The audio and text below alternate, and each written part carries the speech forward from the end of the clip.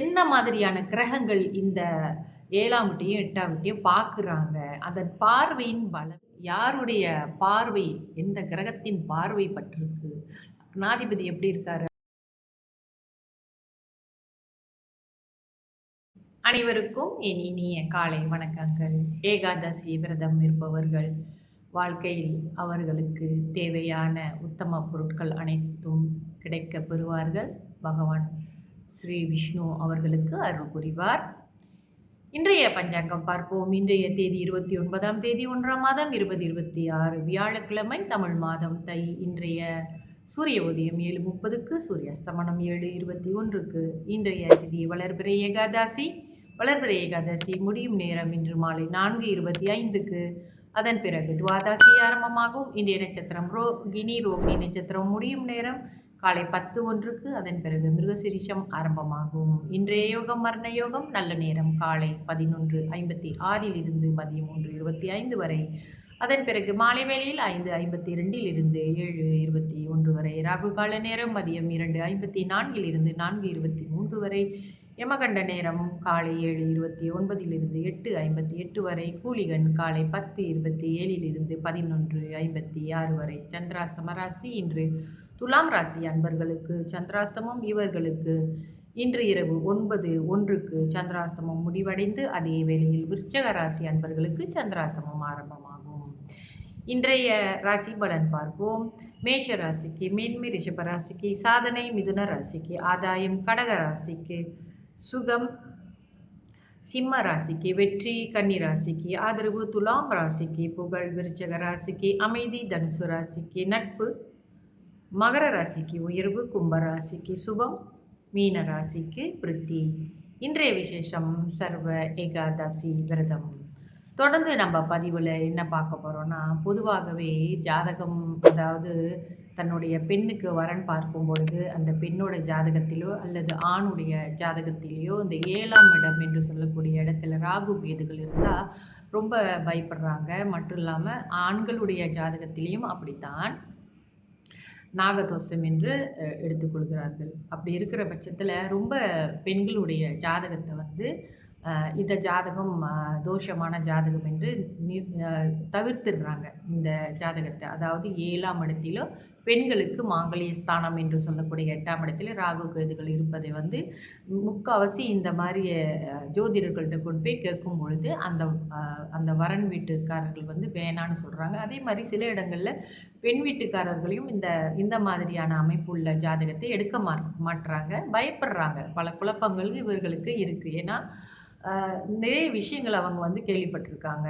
இந்த சில இடங்களில் வந்து என்ன சொல்கிறாங்கன்னா, ஒரே மாதிரி 2 பேருக்குமே 7ஆம் இடத்துல ராகு கேது இருக்குது, அதனால் எந்த விஷயம், அதாவது திருமணம் செஞ்சு வச்சிடலாம் அப்படின்லாம் சொன்னாலும் கூட, இன்னுமே கூட பெண் ஜாதகத்திலே 8ஆம் இடத்தில் ராகு கேது இருப்பது, 7ஆம் இடத்தில் ராகு கேது இருப்பது எல்லாமே இந்த ஜாதகத்தை வந்து தவிர்த்துடுறாங்க. அந்த குழப்பங்கள் தீர்ப்பதற்கு நம்ம ஒரு சின்ன விளக்கம் தான். நம்மளுடைய மிக பழமையான நூல்கள் என்று ஜோதிட சாஸ்திரத்தை நம்மளுக்கு கொடுக்கக்கூடிய எல்லா விஷயங்களும் மிக பழமையான நூல்கள் வந்து பூர்வபா சாரியம், அதாவது சாரியம் என்ற புத்தகம் நூலும், ரத்னாகாரம் என்ற நூலும் வந்து அது ரொம்ப பழமையான நூல். அந்த நூலில் வந்து, அதாவது அந்த புத்தகத்திலே வந்து இப்படி ஒரு குறிப்பு, அதாவது இந்த ஒரே 2 பேருக்கும் ஒரே மாதிரி 7ஆம் இடத்திலே ராகு கேதுகள் இருப்பது இவங்களுக்கு வந்து வேண்டாம், இந்த ஜாதகத்தை எடுக்கக்கூடாது அப்படியெல்லாம் வந்து ஒரு இது இல்லை. ஆனாலும் கூட நம்ம இந்த இந்த இது வந்து முக்காசி அந்த பெண்ணை பெற்றவங்களுக்கு வந்து ரொம்ப மன உளைச்சலையும் கொடுக்குது. எல்லாம் சேர்ந்து வந்துருச்சு. கடைசியில் ஜாதகம் பார்க்கும்போது இந்த 7ஆம் இடத்துலையும் 8ஆம் இடத்துலையும் இந்த மாதிரி ராகு கேதுகள் இருக்குது, இந்த ஜாதகம் வேண்டாம் அப்படின்னு ஒரு பிரச்சனை வந்தது. இது எங்கேயுமே வந்து நிரூபிக்கப்படலை. அதாவது இந்த இந்த ஆணுக்கும் பெண்ணுக்கும் ஒரே மாதிரி இந்த 7ஆம் 8ஆம் இடங்களில் ராகு கேதுகள் இருந்தால் இவர்களுக்கு திருமணம் செய்து வைத்தால் இவங்க நல்லா இருக்க மாட்டாங்க அப்படின்லாம் ஒன்றும் இல்லை. ஆனால் நம்ம ஒரு விஷயம் நம்ம புரிஞ்சுக்கணும், என்னன்னா அந்த பெண்ணுக்கு அந்த தசா புத்தி காலங்கள் வருதா, இந்த காலகட்டம் திருமணத்துக்கு பிறகு இந்த தசா புத்தி காலங்கள் வருதான்னு முதல்ல நீங்கள் கவனிச்சுக்கணும். அந்த தோஷங்கள் எந்த அளவுக்கு இருக்கு? என்ன மாதிரியான கிரகங்கள் இந்த 7ஆம் வீட்டையும், 8ஆம் வீட்டையும் பார்க்குறாங்க? அதன் பார்வையின் பலம் என்ன? லக்னாதிபதியோட பலம் என்ன? அவங்க பூர்வ புண்ணிய ஸ்தான அதிபதியோட பலம் வந்து அவங்களுக்கு இருக்கா? எப்படி இதெல்லாமே நம்ம பார்த்து தெரிஞ்சுக்கணும். சும்மா ஒரு ஜாதகத்த வந்து வேண்டாம் என்று சொல்லி, அந்த பெண்ணுக்கு நடக்கக்கூடிய நல்ல விஷயத்த, திருமணத்த தவிர்க்கிறது, இது வந்து ரொம்ப ஒரு கவலைக்குரிய இடமாகவே இருக்கிறது. கொஞ்சம் புரிஞ்சுகிட்டு நம்ம இத செய்யணும். அதாவது இது நாகதோஷம், என்ன செஞ்சாலும் இது கழிந்து போகாது. அப்படியெல்லாம் சொல்லி வேற, நீ என்ன செஞ்சாலும் இந்த நாகதோஷம் வந்து கழியாது அப்படின்னு வேற சில பேர் சொல்றாங்க. பரிகாரமே கிடையாது. இது விதி இப்படித்தான் அப்படின்லாம் சொல்றாங்க. என்ன இருந்தாலுமே நீங்க உங்க ஜாதகத்த பார்க்கும்போது தசா புத்திய பாருங்க. சில பேருக்கு அந்த ராகுவோட தசா அவங்க வாழ்க்கையிலே வராது. சில பேருக்கு கேது தசாவும் வராது. இல்ல சின்ன வயசுல அது கழிஞ்சு போயிருக்கும்.